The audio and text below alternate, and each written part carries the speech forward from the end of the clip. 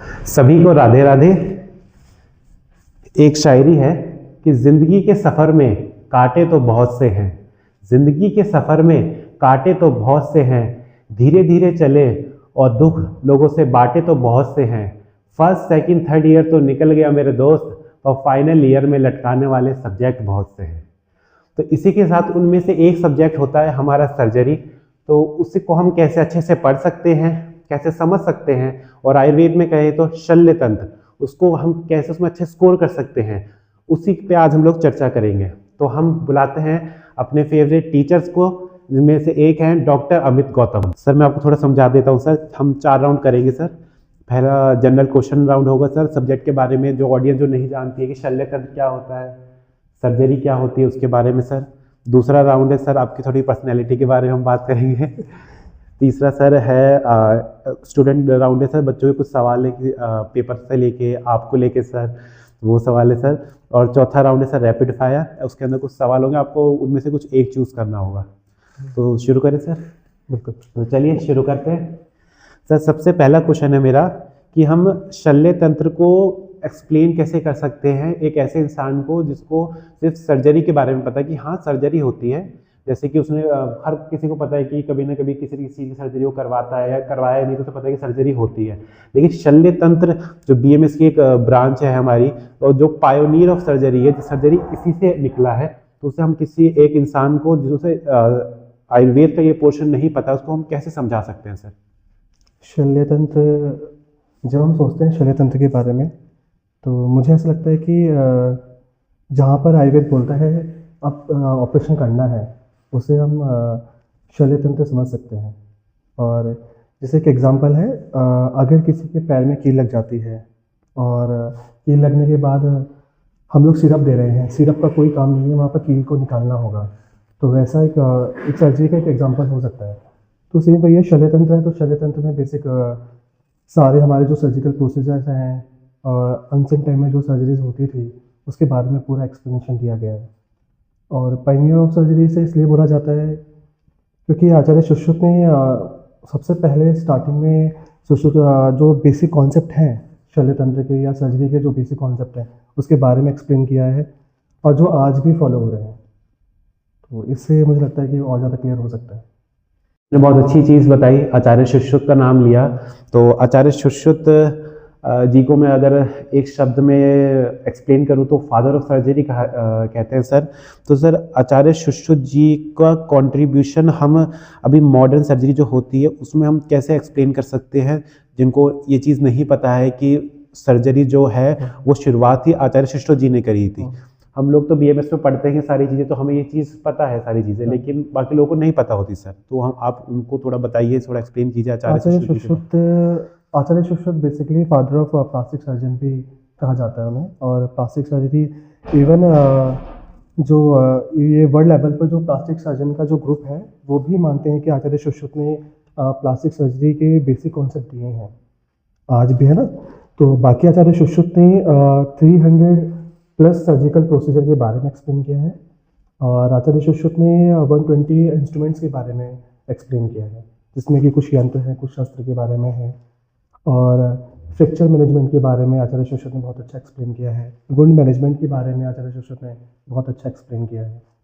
तो ये हमारे बेसिक है, लेकिन आज की डेट में मॉडर्न साइंस में भी वुंड मैनेजमेंट के बारे में इतना एक्सप्लेनेशन नहीं है जितना कि आयुर्वेद में एक्सप्लेन है। तो ये वहाँ से काफ़ी अच्छा समझ में आता है।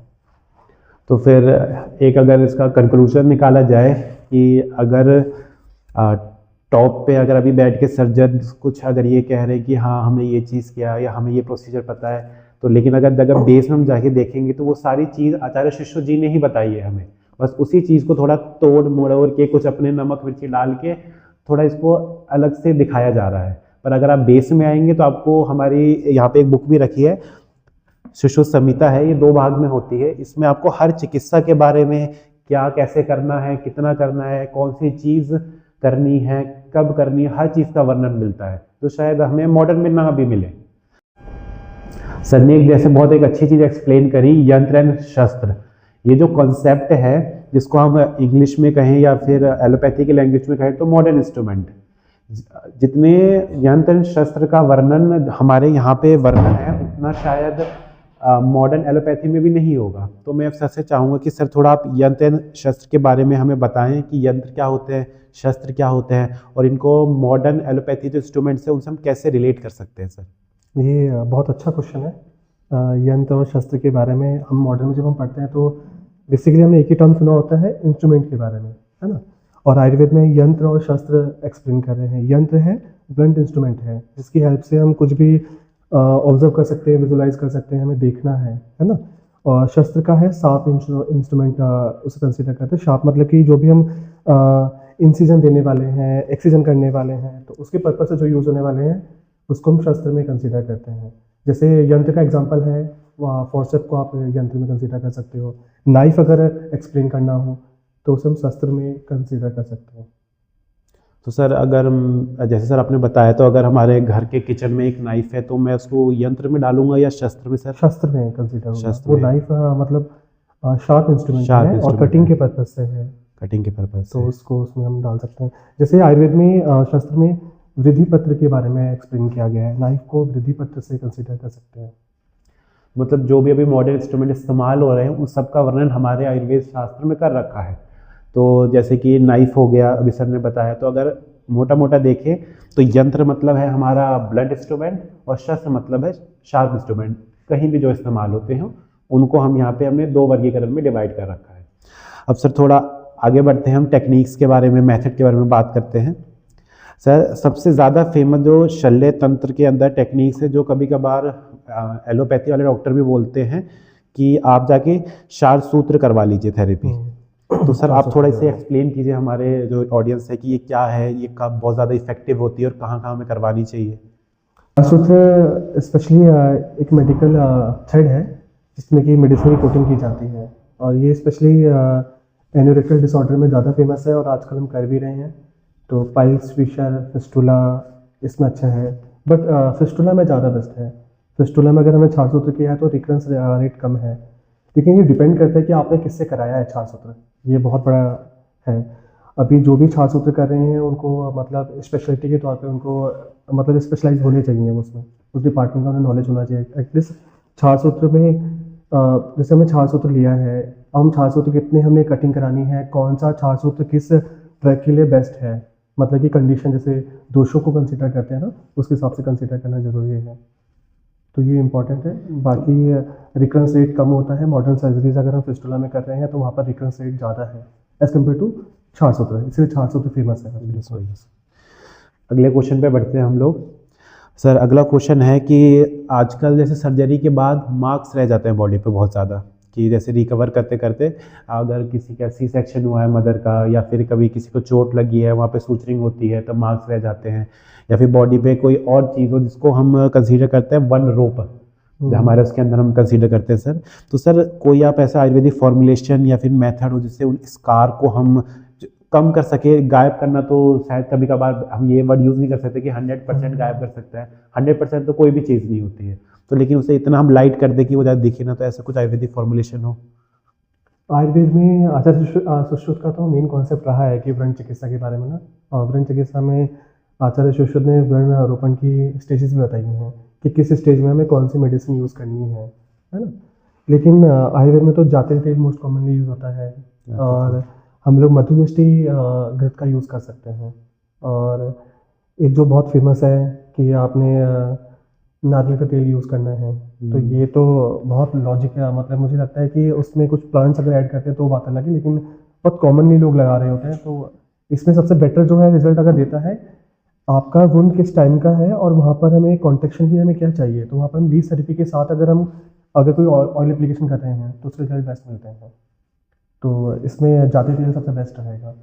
जाते तेल को किसी को ट्राई करना हो तो कर लीजिएगा, पर फिर सर ने जैसे बहुत ज़्यादा इम्पोर्टेंट एक वर्ड बोला कि डॉक्टर की कंसल्टेंट के बाद अपने से कुछ चीज़ें नहीं करनी चाहिए, चाहे वो एलोपैथी हो या आयुर्वेदिक हो, क्योंकि एक डॉक्टर को पता होता है कि उसके साइड इफेक्ट क्या क्या होते हैं, किसी फार्मासिस्ट को या किसी पेशेंट को नहीं पता होता है। तो प्लीज़ कंसल्टेंट के बाद ही कीजिएगा। सर नेक्स्ट क्वेश्चन पे चलते हैं।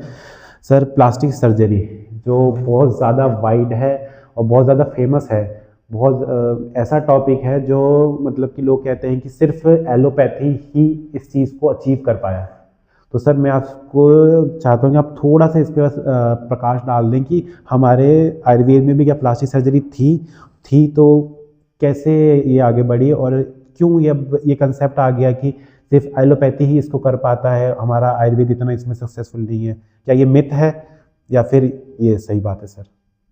अच्छा, प्लास्टिक सर्जरी जैसे आचार्य सुश्रुत को तो फादर ऑफ प्लास्टिक सर्जन भी कहा गया है ना। और मॉडर्न के जो प्लास्टिक सर्जन हैं वो भी कंसीडर करते हैं कि आचार्य सुश्रुत के कॉन्सेप्ट ही वहाँ फॉलो किए जा रहे हैं। अभी जैसे राइनोप्लास्टी है, तो राइनोप्लास्टी आचार्य सुश्रुत ने बहुत मतलब मुझे लगता है स्टार्टिंग से ही बताई है, जो हमने पढ़ी भी है बुक में।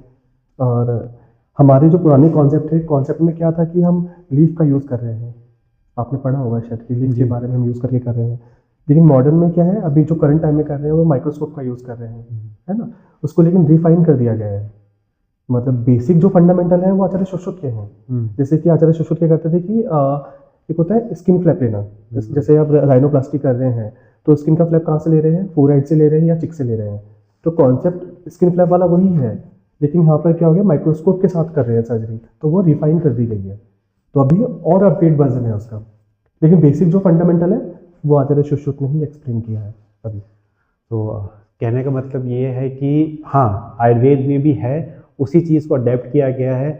और अलग चीज़ में कहें कि परिवर्तन को सबको एक्सेप्ट करना चाहिए, तो हम लोगों ने भी एक्सेप्ट किया परिवर्तन को। लेकिन ये नहीं भूलना चाहिए कि शुरुआत कहाँ से हुई थी। शुरुआत जी हाँ, आचार्य सुश्रुत जी ने ही करी थी। जैसे नए इंस्ट्रूमेंट आते गए तो लोग उसे अडेप्ट करते गए और प्लास्टिक सर्जरी को फिर अलग तरीके से होते गए। सर नेक्स्ट क्वेश्चन पे मैं चलता हूँ। सर नेक्स्ट क्वेश्चन, जैसे एलोपैथी में बोला जाता है कि एक अच्छे सर्जन में 3 क्वालिटी होना बहुत इंपॉर्टेंट होता है।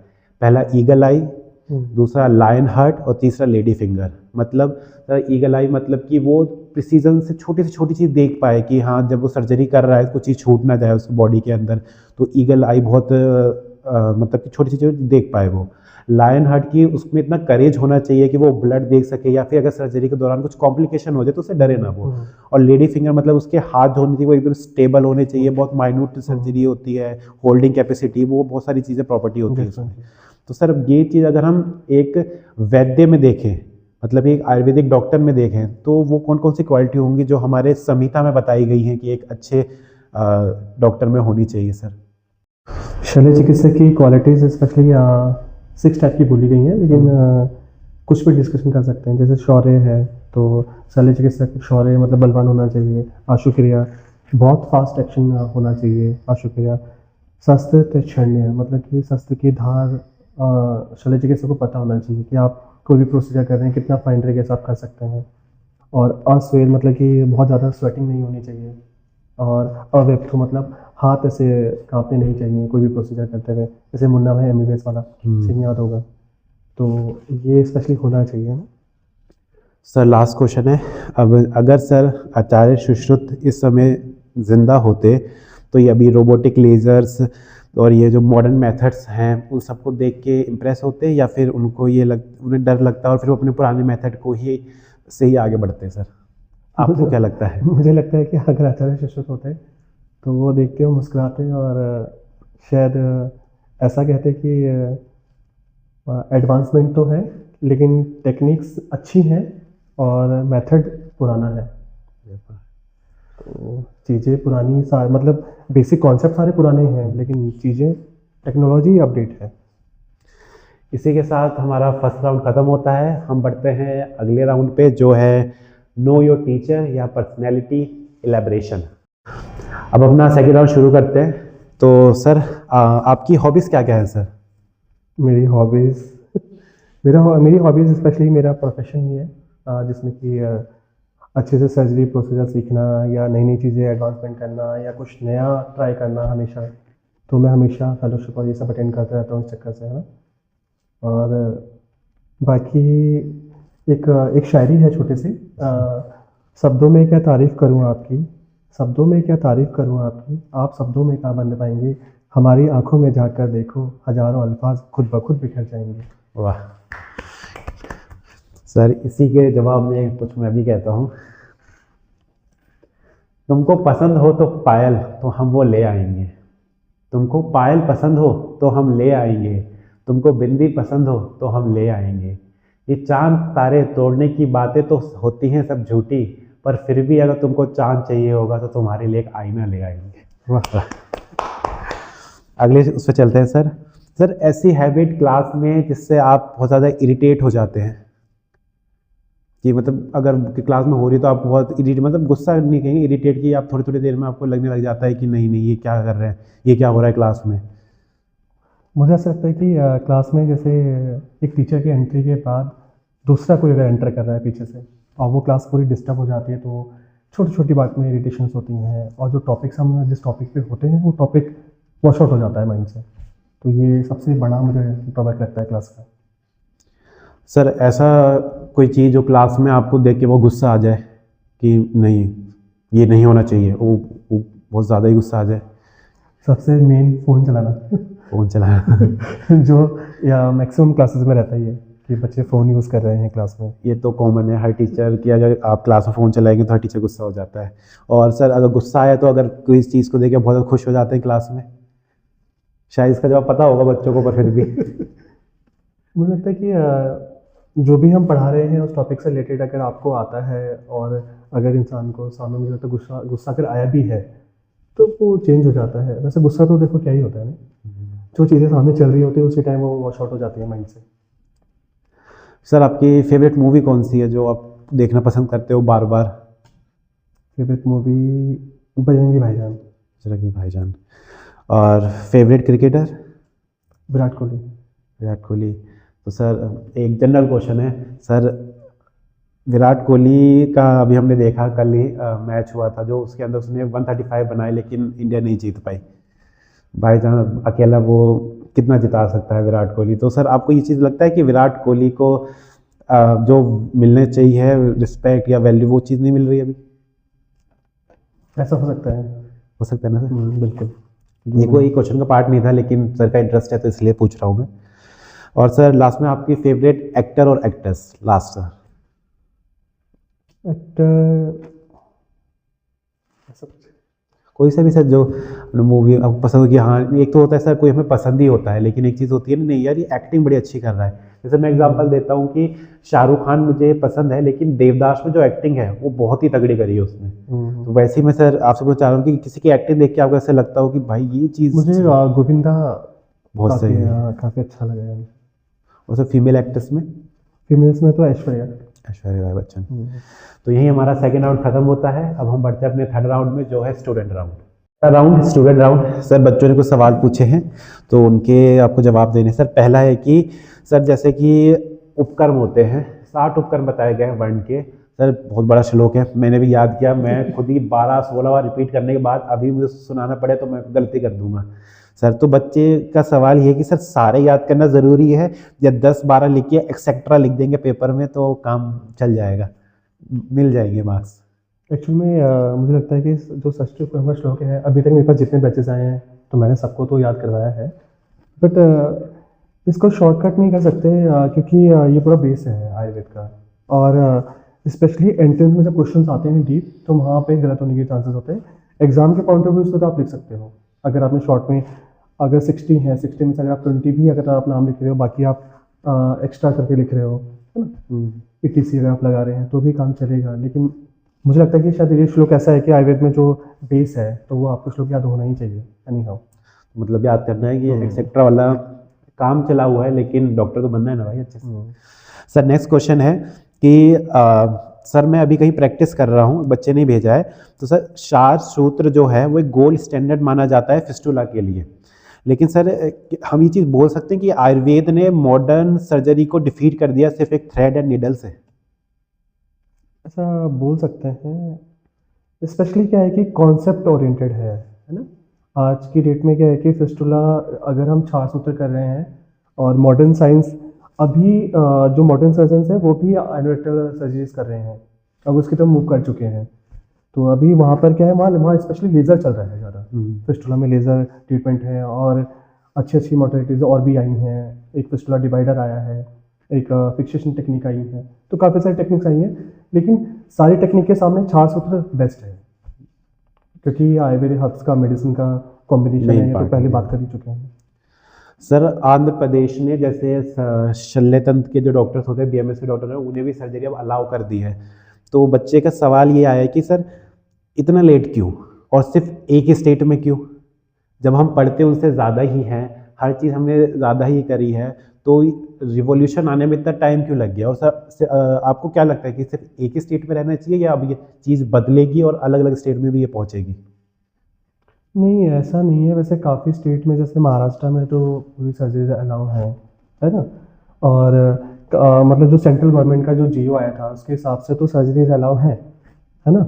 लेकिन हर स्टेट ने अपने अंडर में उसे रखा है कि कितनी नीड है उस एरिया में, तो उस नीड के हिसाब से वो अलाउ कर रहे हैं सर्जरी करना। तो अभी आंध्र प्रदेश है, आसाम है, आसाम में भी शायद सर्जरीज होती हैं, तो ये भी काफ़ी चल रहा है। सर नेक्स्ट क्वेश्चन है, सर जो बाकी सब्जेक्ट्स में बच्चे 70 से 80 स्कोर कर लेते हैं इजी, वहीं अगर सर्जरी में या तो बच्चों के 50 से 60 के बीच में रह जा रहे हैं या उससे नीचे हो जा रहे हैं, तो सर ऐसा तो नहीं कह सकते कि वो बच्चे पढ़ नहीं रहे, वो पढ़ भी रहे होंगे, लेकिन वहीं जब सर्जरी का वो आता है, तो जब यूनिवर्सिटी का रिजल्ट आया या फिर इंटरनल्स जो हो रहे हैं सर इसी, तो वो इतना ऊपर नीचे हो जा रहा है। तो बच्चे पूछना चाह रहे हैं कि हम उन जो हम 50 पे या जो भी 40 पे उसको हम 70 तक कैसे ले जाएं सर? मतलब वो बेसिक चीज़ है, अगर हम उसको एक चीज़ को बदल दें तो हमारे मार्क्स अपग्रेड हो जाए सर। मुझे लगता है कि जहाँ तक मैंने स्टूडेंट्स की कॉपी जितनी भी मैंने देखी हैं, तो उसमें सबसे बड़ा क्या पॉइंट होता है कि वो पॉइंट टू पॉइंट नहीं लिखते, वो इलेवेंट कुछ भी लिख रहे होते हैं टॉपिक से रिलेटेड। तो जितना पूछा है उतना आंसर दे करके और सर्जिकल क्वेश्चन पे ज़्यादा फोकस करें तो शायद अच्छी स्कोरिंग गेन कर सकते हैं। तो मतलब पॉइंट टू पॉइंट लिखना है आपको। और जैसे कि मैं अपना ही एग्जांपल दे देता हूँ, क्योंकि मेरे भी ज़्यादा नंबर नहीं आए, मैं भी कहानी बनाने में लग गया था ज़्यादा, लेकिन इंटरनल हाँ असेसमेंट में हाँ, तो उसके लिए मैंने अब थोड़ा इस चीज़ पे ध्यान दिया है कि थोड़ा पॉइंट टू पॉइंट रखना है। जो भी मेरे जूनियर बैच आगे आएंगे या फिर हमारे सीनियर बैच जो पेपर देने वाले हैं, तो उनके लिए सर की एडवाइस है। सर नेक्स्ट क्वेश्चन है कि सर हर पर्सन के जो कहते हैं एक नेचर के बहुत सारे पार्ट्स होते हैं। जैसे कि सर हम आपको ही कंसीडर कर रहे हैं कि जैसे सर आप क्लास में होते हैं तो एक स्ट्रिक्ट डिसिप्लिन, और जैसे क्लास के बाहर जब मैंने जो पर्सनली सर से बात करी है, सर का जो नेचर होता है थोड़ा फनी होता है, थोड़ा फ्रैंक टाइप का होता है, सर चीज़ें समझते हैं, बात करते हैं, उन चीज़ों को सॉल्यूशन देने वाला। अभी जो हमने स्पोर्ट्स वीक में सर उसने टाइम बिताया, तो सर वो बिल्कुल अलग है। तो सर आपको क्या लगता है कि ऐसा नेचर होना सही है एक टीचर के लिए, कि या फिर अगर बच्चों के साथ क्लास में अगर फ्रैंक से रहें तो वो से, क्योंकि अब जैसे कि थोड़ा टाइम बीत चुका है, तो सर अब क्लास में थोड़ा लीनियंट होते जा रहे हैं और बच्चे भी अब इंटरेस्ट ले रहे हैं बहुत सारी चीज़ों में। तो सर आपको क्या लगता है कि ये चीज़ होना सही है, दो नेचर होना, या फिर सिंगल नेचर से ही काम चल सकता है? मुझे लगता है कि ये डिपेंड करता है कि क्लास पे ना, और अगर हम क्लास में बहुत ज़्यादा फ्रैंक हो जाते हैं तो बच्चे रिस्पॉन्स अच्छा नहीं करते हैं। और हमें क्या होता है कि अपना सब्जेक्ट बेस्ट होना चाहिए। अगर हम शल्य पढ़ा रहे हैं, इसका मतलब ये है कि शल्य में अगर हमने 10 टॉपिक्स कराए हैं तो 10 टॉपिक्स मतलब हम कहते हैं कि हाँ, थ्योरी लेक्चर्स में क्या होता है कि सारा नहीं आता सबको, लेकिन एटलीस्ट 70% बच्चों को क्लास में, ये मेरी क्लास में लर्न होता है। ये तो बच्चे भी काफ़ी बोलते हैं, जी, लेकिन जी। और होना भी चाहिए। की तरफ बढ़ते हैं। सर क्लास में जो गर्ल्स की काउंटिंग होती है मेडिकल फील्ड में, हम नॉर्मली देखते हैं ज़्यादा होती है। हम अपनी क्लास में देख लें या किसी भी क्लास में, तो सर ऐसा क्यों होता है एज़ कम्पेयर टू बॉयज़ की गर्ल्स की काउंटिंग ज़्यादा होती है? मुझे लगता है गर्ल्स ज़्यादा पढ़ती है। तो सर फिर सेम चीज़ हम इंजीनियर फील्ड में कह सकते हैं कि बॉयज़ की काउंटिंग ज़्यादा होती है? नहीं, ऐसा एक्चुअल में मैं काफ़ी टाइम से देख रहा हूँ सब। और इवन मेरा जो पीजी बैच था, पीजी बैच में मुझे लगता है कि गवर्नमेंट कॉलेज में 32 सीट थी इंटरनल की, उसमें मुश्किल से 5 लड़के थे, बाकी सब गर्ल्स थे सिलेक्शन में। सो हर जगह पर गर्ल्स का है बोलवाला। तो सर ऐसा क्यों हो रहा है कि मतलब कि हर माँ बाप अपने लड़कियों को डॉक्टर ही बनाना चाह रहे हैं और लड़कियों को हो भी ज़्यादा है? बड़ी बात तो ये है ना कि गर्ल्स कर भी ले रही हैं सर, वहीं एज कम्पेयर टू बॉयज़ देखें तो वो चीज़ नहीं हो पा रही है। वही मुझे लगता है कि इंटरेस्ट का क्राइटेरिया, बाकी नीट क्वालिफाई और ये सारी चीज़ें भी कहीं ना कहीं मैटर फैक्टर करती पड़ रहा होंगी। है। सर अब नीट क्वालिफाई की बात आई है, तो अब दो चीज़ पे बात करना बहुत ज़रूरी है जो बच्चों ने बोलने के लिए बहुत पूछा था। सर जो हमारा एनसीएसएम का न्यू पैटर्न बना है, फर्स्ट इंटरनल, सेकंड इंटरनल, बीच में पीरियोडिक्स आते हैं, एनएलएच, एलएच, थ्योरी लेक्चर्स, मॉडल्स, बहुत सारी चीज़ें, हैंड वॉश की टेक्निक, ये सारी चीज़ें, ये चीज़ सही है सर? या फिर उससे पहले जो पैटर्न 20 बैच तक था कि पूरे साल में एक ही बार पेपर होना है, तो वो चीज़ सही है सर? मुझे भी ऐसा लगता है कि जो भी शल्य तंत्र का स्पेशली अगर हम देख रहे हैं तो शल्य तंत्र का सिलेबस जो पहले था आज भी वही सिलेबस है, लेकिन इसको प्रैक्टिकल अप्रोच ज़्यादा दिया गया है। मुझे लगता है कि इससे पहले शायद बहुत कम होता था कि बच्चों को ऐसे ओटी के अंदर एंटर कर रहे हैं फर्स्ट डे से ही और उनको स्टेलाइजेशन के बारे में, पूरी मशीन के बारे में एक्सप्लेन कर रहे हैं, जैसे कि एलएच के बारे में। पहले एलएच में हम पढ़ा रहे हैं, एनएलएसटी में फिर हमसे डिस्कशन कर रहे हैं, और फिर प्रैक्टिकल में हम उनसे वो डेमोन्स्ट्रेट करा रहे हैं। तो ये कहीं ना कहीं बेस्ट है, लेकिन टाइम टेकिंग बहुत है। अभी क्या है कि मुझे लगता है सभी बच्चों का टारगेट रहता है कि हर सब्जेक्ट का पीए आने वाला है, इंटरनल एग्जाम आने वाले हैं, फिर एग्ज़ाम होने वाले हैं, तो बहुत सारा है। अभी तो पढ़ना ही पढ़ना है, अभी जो नया सिलेबस आया है। और मुझे लगता है शायद ये सिलेबस अपडेट होने के बाद शायद डॉक्टर्स भी काफ़ी अच्छे बने, तो ये अपडेट तो हो सकता है। तो मतलब कुछ चीज़ें बदली गई हैं, वो हमारे अच्छे के लिए बदली गई हैं, तो हमें उसे एक्सेप्ट करना चाहिए। और एक जो मुझे लगता है कि स्टूडेंट व्यू से कि हाँ सर ने बहुत बात सही कही कि पीरियोडिक इंटरनल होने से एक चीज़ अच्छी होती है कि पीरियोडिक का जो सिलेबस होता है वो हम पढ़ के देते हैं, वही सिलेबस मिला के इंटरनल में आ जाता है, तो हमें दोबारा पढ़ने की ज़रूरत नहीं पड़ती, रिवीजन हो जाता है। फिर वही पीरियोडिक और इंटरनल मिल के सारे वो यूनिवर्सिटी में आते हैं, तो एक रिवीजन टाइप पे हो जाता है हम लोगों के लिए। तो हाँ ये अच्छी चीज़ है। और कुछ चीज़ें जैसे कि एनएलएसटी में दे रखी है वो बहुत हेल्पफुल होती है हम लोगों के लिए। सर नेक्स्ट क्वेश्चन है, सर नेक्स्ट क्वेश्चन ही ये है कि सर नेक्स्ट आ रहा है सबसे बड़ी बात ये नेक्स्ट क्वेश्चन है कि नेक्स्ट आ रहा है सर, और वो उस पर बहुत ज़्यादा यहाँ पे प्रोटेस्ट हुआ, चेंज किया 23 बैच, 24 बैच, 20 बैच, और फाइनली जो नोटिस आ रहा है उसमें 21 बैच सर। फिर हम 21 बैच वाले ही फंसे हैं, तो सर उसके बारे में आप बताइए कि क्या मतलब इस पर क्या करें हम लोग अब। मुझे लगता है कि नेक्स्ट एक अच्छा है, मतलब होना चाहिए। और स्पेशली क्या है कि जो सिलेबस अभी आप लोगों का बना है ना, एलएच एनएलएसटी जो अभी हम डिस्कस कर भी रहे थे, तो उस हिसाब से ही है सारा। हम प्रैक्टिकल अप्रोच पढ़ रहे हैं, सब अपडेट पढ़ रहे हैं, तो इंटर्न भी अगर हमारी अच्छी होती है और हम बहुत बेसिक नॉलेज रखते हैं, तो नेक्स्ट मतलब क्लियर करना बहुत ईजी रहेगा। सर मैं इसमें थोड़ा कुछ ऐड करना चाहता हूँ कि सर आपको नहीं लगता कि हमें जो नेक्स्ट एग्ज़ाम करवा रहे हैं, तो अगर वो उसमें अगर ये चीज़ डाल देते कि अगर जिसके नेक्स्ट में अच्छे नंबर आते हैं वो डायरेक्ट पीजी के लिए क्वालिफाई कर सकता है एज कम्पेयर टू पीजी देने से। ये कुछ ऐसा प्लस होना चाहिए, क्योंकि एग्ज़ाम देना है, पहले आप नेक्स्ट देंगे, देन उसके बाद आप पीजी एंट्रेंस का एग्ज़ाम देंगे, तो ये डबल है। तो मुझे लगता है कि शायद ये वाला आप जो ऐड कर रहे हैं ये सब ज़्यादा बेटर है। सो ये तो हमारी रिक्वेस्ट ही है, क्योंकि अगर हमने 4.5 साल पढ़ाई करी, फिर 1 साल प्रैक्टिस कर रहे हैं, उसके बाद भी हमारी डिग्री की वैल्यू तब होगी जब हम वो एक एग्ज़ाम पास करेंगे। तो उससे अच्छा ये है कि हाँ बच्चों का इंटरेस्ट और ज़्यादा इसमें आ जाए कि अगर हम उस एक एग्ज़ाम को पास करके पीजी की तरफ हमारे दरवाजे खुल जाएंगे तो वो बहुत अच्छा होगा। बाकी इसी के साथ हमारा ये राउंड ख़त्म होता है सर, और लास्ट राउंड की तरफ बढ़ रहे हैं जो है रैपिड फायर राउंड। अपने लास्ट राउंड में चल रहे हैं जो है रैपिड फायर राउंड। सर इसमें आपको या तो जवाब देने पड़ेंगे, नहीं तो 2 चीज़ों में से एक चीज़ चूज़ करनी पड़ेगी। तो पहले जवाब देने वाले पे चलते हैं sir. Most dangerous procedure sir आपको जो लगता हो कि करते समय। वैसे तो एब्डोमेन सर्जरी ज़्यादा होती है, बट एनोरेक्टल में अगर हम बात करें तो पाइल्स हो सकता है, क्योंकि पाइल्स में ब्लीडिंग अगर बहुत ज़्यादा होती है तो कंट्रोल नहीं होती। मोस्ट फनी प्रोसीजर जो आपको भी देख के हंसी आती हो कि उत्तर बस्ती सर शारसूत्र या अग्निकर्म फेवरेट क्या है करने में आपको? दोनों फेवरेट है, अग्निकर्म ज़्यादा। सर जिसको अग्निकर्म। सर श्लोक याद करना ज़्यादा सही है या फिर प्रैक्टिकल व्यू? प्रैक्टिकल व्यू ज़्यादा इम्पोर्टेंट है। ये मैंने क्यों डाला क्वेश्चन, क्योंकि हमारी क्लास में ये है कि अमित सर को श्लोक बहुत ज़्यादा याद रहते हैं और बहुत जल्दी याद होते हैं। क्योंकि याद है सर मेरे ख्याल से 1 वाला चैप्टर पढ़ा रहे थे सर हमें, और सर ने कुछ टिक लगवाना शुरू किया था वो जो 60 उपक्रम के श्लोक के, और सर को एज इट इज़ वो याद थे कि ये यहाँ लिखा है, ये यहाँ लिखा है, जो हमें अब तक याद नहीं है वो सर को याद थे। सर किसी एक डॉक्टर में, या फिर डॉक्टर भी मैं छोड़ो स्टूडेंट की बात करते हैं सर, जो अभी आया है बीएमएस में और फाइनल ईयर में आ चुका है वो, तो उसमें एक स्किल विद एटीट्यूड या स्किल विद एटिकेट दोनों में से इम्पोर्टेंट मुझे लगता है कि स्टूडेंट जो है स्किल विद मतलब एटिकेट्स होने चाहिए। एटिकेट्स की कैसे बिहेव कर रहा है, स्किल विद एटिकेट्स होने चाहिए, क्योंकि एटीट्यूड तो बहुत ज़्यादा है यहाँ बच्चों एटिकेट्स की कमी है। अब इसी से एक रिलेटेड क्वेश्चन कर लेता हूँ सर कि अगर कोई बच्चा अभी मेडिकल फील्ड में आया है तो उसमें डॉक्टर एटीट्यूड होना चाहिए, या फिर जब वो डिग्री कंप्लीट कर लेता है तब? क्योंकि कुछ टीचर्स कहते हैं कि बिहेव लाइक अ डॉक्टर, जैसे कि अगर मैं नॉर्मली पर्सन जाके बोलूँ कि भैया मेरे पेट में मीठा मीठा दर्द हो रहा है, पर डॉक्टर कि पेन हो रहा है, एब्डोमेन में हो रहा है, किस रीजन में हो रहा है, तो बिहेव लाइक अ डॉक्टर कुछ टीचर्स बोलते हैं, कुछ टीचर्स ये बोलते हैं कि जब तुम्हारे पास डिग्री आ जाए तब तुम डॉक्टर जैसा बनना। तो सर उसमें आपका क्या राय है कि डॉक्टर का नहीं बिहेवियर?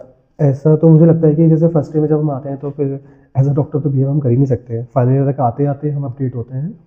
लेकिन हाँ ये कि जैसे हमें सेकंड प्रॉफ हमने पढ़ लिया है ना, फिर हमें कोई सिम्टम आ रहे हैं तो हमें मुझे लगता है मेडिकल टर्म में सिम्टम्स बोलने चाहिए तो थोड़ा और अच्छा रहता है, तो ताकि हम नई चीज़ें सीख रहे होते हैं उसमें ना लर्निंग फेज में, तो वो थोड़ा इंपॉर्टेंट होता है, तो टाइम के साथ ही आता है। ऐसा नहीं है कि आपको फर्स्ट ईयर में आप आए हैं और एज अ डॉक्टर आप बिहेव कर रहे हैं, तब तो कोई मतलब ही नहीं है, तब तो मुझे लगता है झोला छाप एटीट्यूड डॉक्टर ज़्यादा आएगा उससे। और झोला छाप डॉक्टर बन जाओगे। हाँ इसलिए सर अगला ये है कि अगर अग्निकर्म को हमें किसी एक मूवी का नाम देना हो, कि अग्निकर्म जो मेथड है, तो आपको क्या लगता है कि कौन सी मूवी का नाम दे सकते हैं? क्योंकि उसमें आग वाग का इस्तेमाल हो रहा है, पेशेंट को जैसे हम जैसे एक्सप्लेन करते हैं, तो धुरंधर को कंसिडर कर सकते हैं। क्योंकि बहुत फायर वायर था उसके अंदर से। सर अगले पे चलते हैं कि सर किसी सर्जरी से बचने के लिए हम क्या चीज़ अपनी डेली रूटीन में ऐड कर सकते हैं कि हम सर्जरी से प्रिवेंट हो जाए? ये वैसे क्वेश्चन तो वैसे ही कि अगर कहीं सर्जरी होनी है तो वो तो होनी होनी है, लेकिन अगर हम डेली रूटीन में थोड़ा चेंज कर देंगे तो वो उतनी क्रॉनिक ना होके माइनर सर्जरी होगी वो, तो इसलिए सर वो चीज़ मैं पूछना चाह रहा हूँ।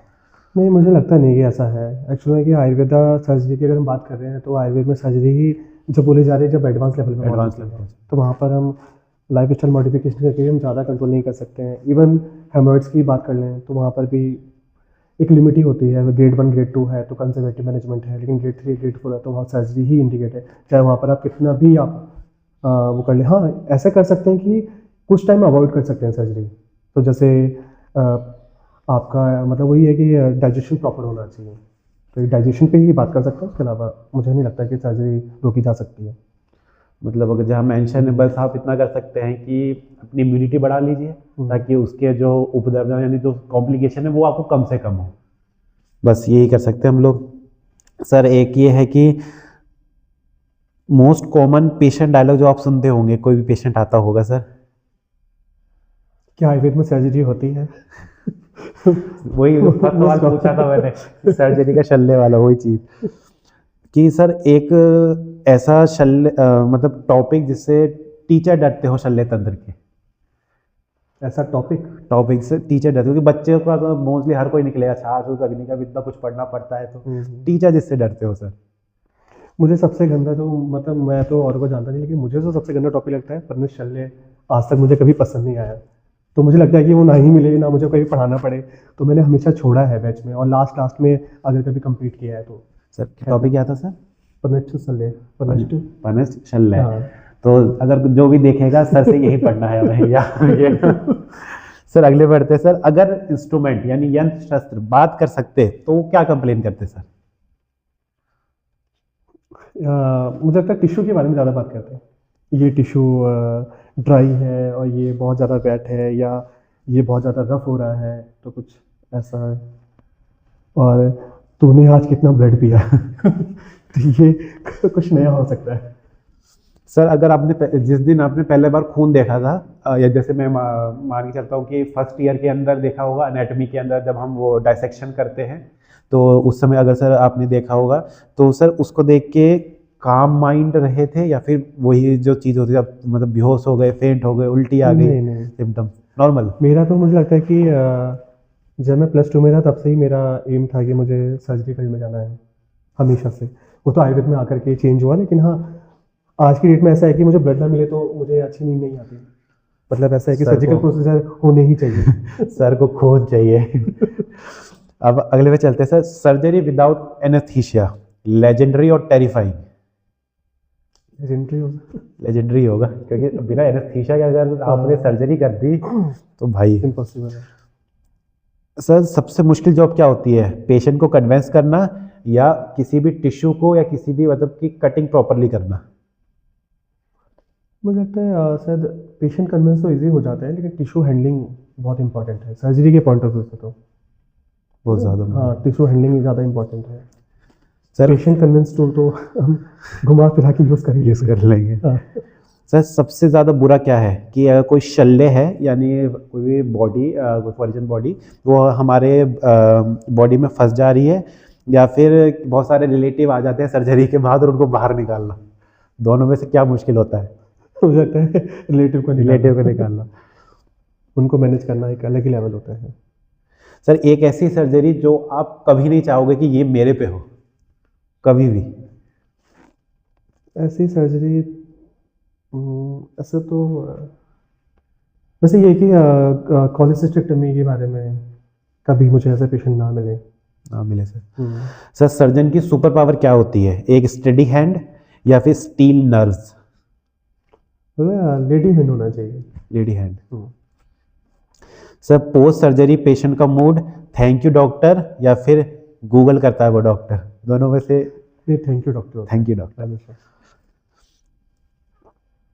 सब मोस्ट अंडररेटेड टॉपिक शल्य तंत्र का कौन सा है जो सबको लगता है कि नहीं एवी है, लेकिन वो बहुत इम्पोर्टेंट करता है वो? सर आईवी फ्लूइड्स वाला जो टॉपिक है, इलेक्ट्रोलाइट इम्बैलेंस, जो सभी पढ़ना नहीं चाहते हैं और सबसे इम्पोर्टेंट है और प्रैक्टिकल लाइफ में सबसे इम्पोर्टेंट है।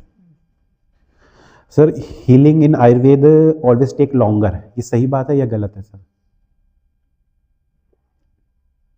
गलत है, ये गलत है। सर एक लाइन जो शल्य तंत्र को परफेक्टली डिस्क्राइब कर दे। एक लाइन जो शल्य तंत्र को एक्सप्लेन करे। खड़े होते हैं वहीं से इलाज शुरू होता है। वाह। सर आगे sir some words for BMS students, सभी के लिए, मतलब सारे बैचेस के लिए जो बीएमएस बच्चे आ रहे हैं, जो भी सर्जरी में सेकंड में थर्ड ईयर में। सभी बच्चे अच्छे होते हैं और कुछ नया करने की कोशिश कर रहे हैं, ये बहुत बेस्ट है। अब लास्ट रखते हैं, उसके बाद फिर हम फिनिश रखेंगे सर।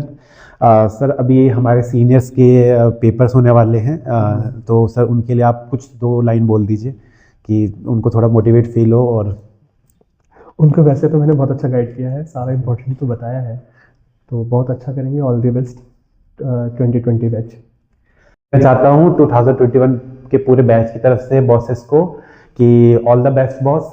अपने पूरे साल मेहनत करी है, बस थोड़ा सा और है, थ्योरी एग्ज़ाम है, फिर प्रैक्टिकल एग्ज़ाम है, उसके बाद आपकी डिग्री आपके पास होगी बॉस, फिर इंटर्नशिप करना है आपको, तो बस थोड़ी मेहनत और करनी है बॉस। बने रहिए, कंटिन्यू करती रहिए। All the best boss. Thank you sir, आपने अपना टाइम दिया हमें, थैंक यू सो मच। इसी के साथ हमारा फर्स्ट एपिसोड ख़त्म होता है और सेकंड एपिसोड के लिए आप वेट कीजिएगा, वो और इंटरेस्टिंग आएगा। तो इसी के साथ ख़त्म करते हैं। राधे राधे। जब पूरी दुनिया बीमारी को शाप या जादू टोना मानकर डरती थी, मैं काशी में गंगा किनारे इंसानी शरीर के रहस्य सुलझा रहा था। मैं हूँ महर्षि सुश्रुत। मेरे पास आज की तरह की कोई मॉडर्न हॉस्पिटल या बेहोशी की दवा नहीं थी। मैंने जड़ी बूटियों और मदिरा से मरीज का दर्द सुन किया। सुनकर हैरानी होगी, लेकिन मैंने चींटियों के मजबूत जबड़ों का इस्तेमाल घाव पर टांके लगाने के लिए किया, जो मांस को पकड़ कर रखती थी। आज जिसे तुम प्लास्टिक सर्जरी कहते हो, उसे मैंने 2600 साल पहले ही कर दिखाया था।